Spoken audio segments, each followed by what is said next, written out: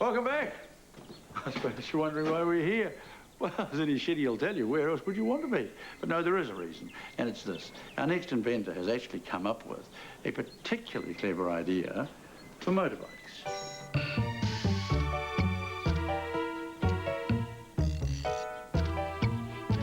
Not as windy here as it is out there. No, well, we get a bit of wind down here now and again. Ken's another inventor who's brim full of ideas. Many so simple, you wonder why no one's thought of them before. Now, the hottie top-off, where did the idea for that come from? I mean... A lot of people with arthritis, people who've had a stroke or something like that, they have trouble with their fingers. Now, this here just fits neatly in the palm of your hand, and you just slip it on the top, and you can undo it, or you can tighten it up. It gives you more leverage, obviously. More leverage.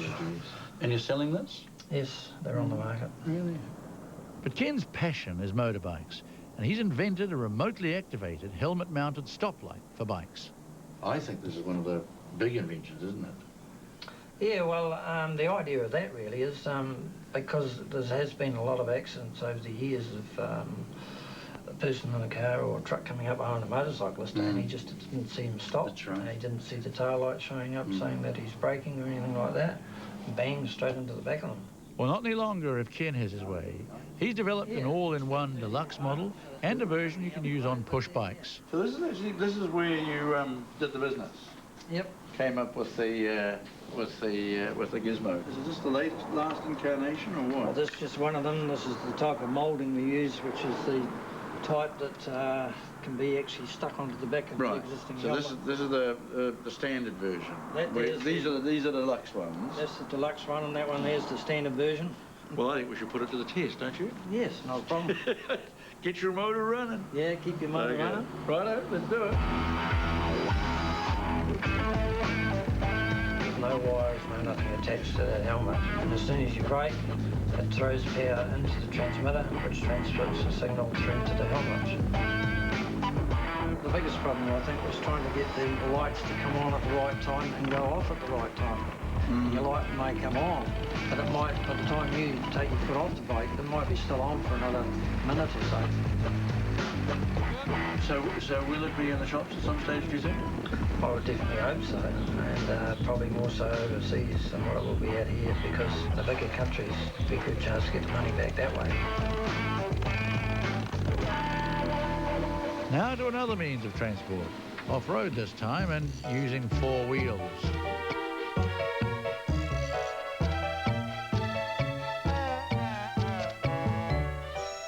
I think it's the safest thing that you could ever have in the that's ever could be found in the Southern Hemisphere. In fact, I'm quite sure of it. Indeed, it was safety that inspired Brian to invent his Melco buggy. Farm buggies started to come out, and farmers were having accidents just left, right and centre with the things, and they were hurting themselves, killing their family, carting them around on these machines. So I went into my wife about 14 years ago one night, and I said, damn it all, I said, there's another that's hurt a farmer pretty badly and killed his little daughter. So I said then, well, I could design one, I reckon, that would be far, far superior than that. So that just weren't fought over. So that was really the origin of the Melco buggy that I've started to manufacture. Well, that and an unexpected and unwelcome career change Brian had to face. I'm a carpenter by trade and got a bit sick of being outside and around buildings and that sort of thing, and so I took on factory work, and I set up a turnery factory basically, and I had this accident with a machine that I'd made myself really. Well, this thing had big revolving blades going around on it, and I put my hand into it one day to allow me to continue doing factory work inside. I had to make up some gadgets for myself and what have you, and I sort of slowly became an engineer that way. And this is the result, driving all 4 wheels at once to handle rough terrain with ease by bending the buggy in the middle.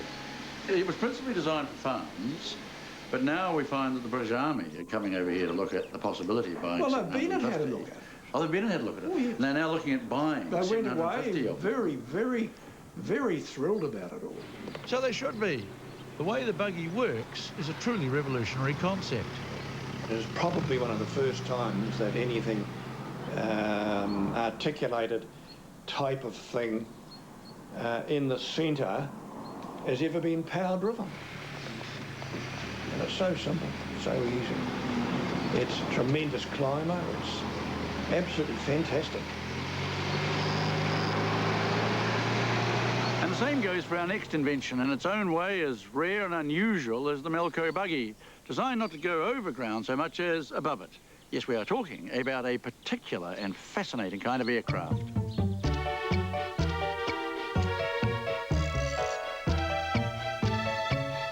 A Hyperion is a specially designed tourist aircraft. For the first time in this situation now, you have the passengers sitting in the wing itself, which is like a huge hull.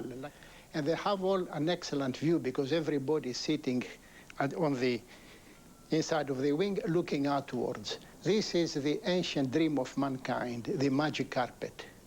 The people sit 12 in the first lower part, another 12 on a raised dice in the second part. This aircraft flies very, very low and very slow. There is no point going very fast because you want people to admire the scenery and the landscape and everything they see. A trained aeronautical engineer, Chris has already begun working on plans for his own Hyperion prototype. There is nothing like it on Earth. No such aircraft exists. Since the destruction of the Hindenburg, there has never been a flight like this one. Right now, there are 1,100 million people traveling all over this Earth as tourists. This means that in 10 years, we are going to need 1,000 of these. If we embark on this project, we are going to have no competition.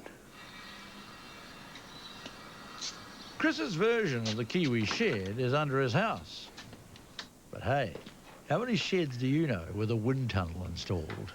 Downstairs, I did a lot of experiments with 4 different airfoils, and the results are always very, very encouraging. Granted, I do not have the sophisticated equipment of a university or a research center, but from previous background, research, and experience, you know more or less whether you are on the right track. To lift and to make this aircraft fly is the least of our worries, nothing to it.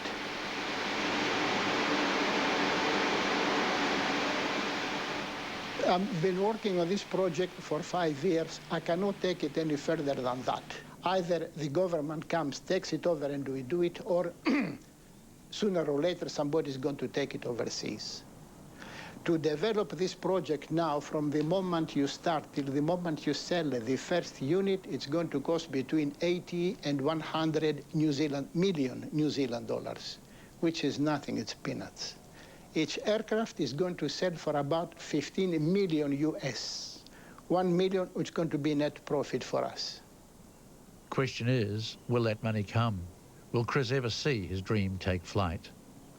I am now 72 years old. Nobody knows the time or the moment when he leaves this earth. It's not up to us. But I do hope so. I do hope so. I'd love to see it finished.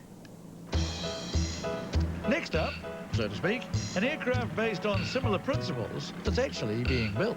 This is the biggest breakthrough since 1927, both an aircraft and an amphibious aircraft.